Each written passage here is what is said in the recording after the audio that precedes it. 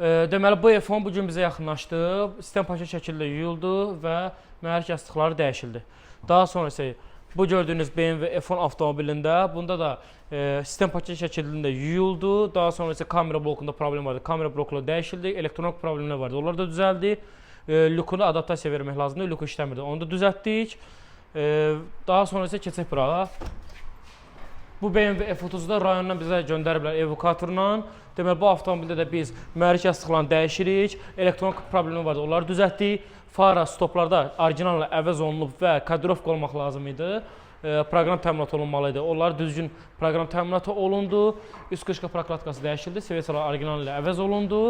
Mühərrikdə bir neçə problemlər vardı, elektrik problemi, onları da düzəltdik. Daha sonra isə bunda nələr dəyişdik? Yağ kitabçası saniylikini də dəyişdik. Bir çox işlər gördük, nəysə xülasə.